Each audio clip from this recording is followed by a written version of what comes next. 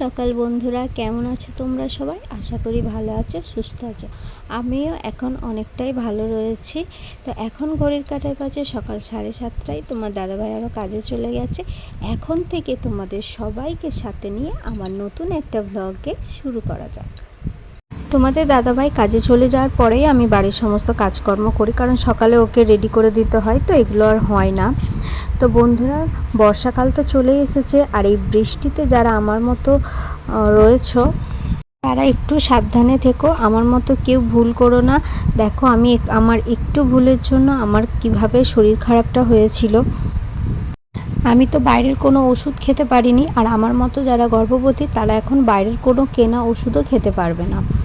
আমার যখন ভীষণই শরীর খারাপ করছিল, তো আমি ডাক্তারের কাছে ফোন করেছিলাম, তো ওরা আমাকে বারণ করেছে আর কিছু জরুরি কথা বলেছে, সেগুলোই আজ আমি তোমাদের সাথে শেয়ার করব। মাকে দেখো, আজ আমাদের গাছে না ছোট ছোট চাল কুমড়ো হয়েছে, ঠিক এই সাইজের হচ্ছে আর নষ্ট হয়ে যাচ্ছে। এই জন্য কিছু ছোট কিছু বড় এগুলো আমরা এখনই পেরে নিয়েছি, কারণ এর পরে আর থাকবে না।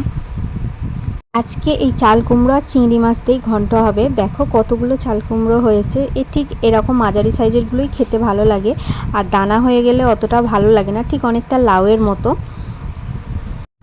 আমার কিভাবে ঠান্ডাটা লেগে গেছে বলো তো? এখন তো সারাক্ষণই টিপটিপ করে বৃষ্টি পড়ছিল, আর খুবই সামান্য সামান্য ধরো পড়ছে। আমি ছাতা নিইনি, এমনকি মাথায় কোনো গামছাও না দিয়ে বাথরুমে গেছি, নিচে নেমেছি। আমি তো বুঝতে পারিনি। এবার একদিনে তো এই জিনিসটা হয় না, কয়েকদিন গেছি, যাওয়ার পরে ওই টিপটিপি এক ফোঁটা দু ফোঁটা জলই আমার মাথার মধ্যে বসে গিয়ে আমার এভাবে এতটা কষ্ট হলো, যেখানে আমি একটা ওষুধ পর্যন্ত খেতে পারিনি।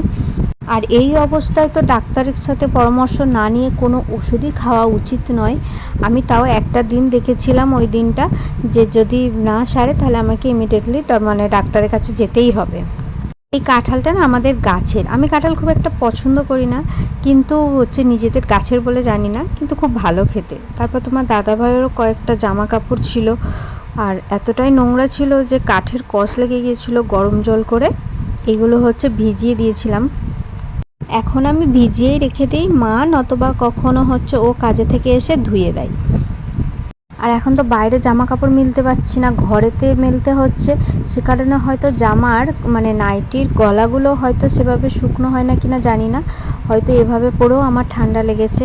আরও একটা আমি ভুল করেছি, সেটা আমি স্নান করে এসেই না ভেজা চুলগুলো পাখার হাওয়ায় শুকাতাম, যেটা আমাকে ডাক্তার একদমই বারণ করেছে। তোমরাও করো না বন্ধু এরকম। আজকে সকালে খাবারে ছিল রুটি, আলু চচ্চড়ি, আর ওই যে গাছের কাঁঠাল বললাম না ভেঙেছে, ওই নিয়েছি কটা। এখন খাওয়া দাওয়া করব। তারপরে মা গেছে চিংড়ি মাছ আনতে, খাওয়া দাওয়া করে চিংড়ি মাছটা বাছবো। বললাম না চাল কুমড়ো দিয়ে হবে, সেই জন্য আনতে গেছে। আর এটা দেখো আয়রনের ওষুধ, এই ওষুধটাই আমাকে সেন্টার থেকে দিয়েছে। মাছগুলো বেছে ধুয়ে আর এই যে ফ্রিজে রেখে দিয়েছি।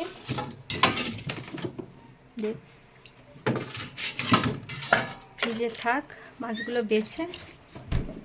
আর এখানে তোমার রান্না হবে রয়েছে, লাইটটা জ্বালি।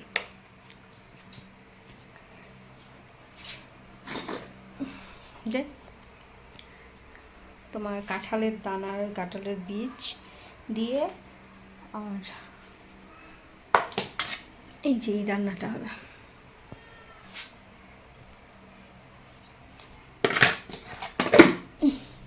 আমাদের যে গাছের চাল কুমড়োগুলো কেটেছিল না, ওইগুলো মা খোলা ছাড়িয়ে আর ধুয়ে ভালো করে পরিষ্কার করে আমাকে দিয়ে গেছে, বলেছে কাটতে।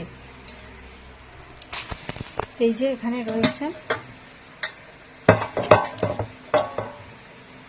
এখন এগুলোকে আমি কাটবো। কেটে এগুলো এখন একটা চাকুর সাহায্যে একদম কুচি কুচি সরু সরু করে কেটে নিতে হবে। এগুলো কাটা হয়ে গেলে আমি যাব স্নান করতে।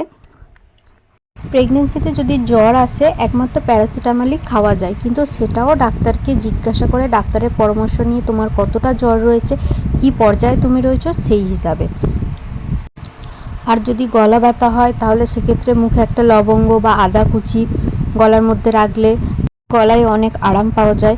এছাড়াও নুন আর উষ্ণ গরম জলে নুন দিয়ে গার্গিল করলেও গলাটা অনেক সময় খাবার খাওয়ার আগে অবশ্যই ভালোভাবে হাত ধুয়ে নিতে হবে, কারণ এ সময় কিন্তু সাবধানে থাকতে হবে।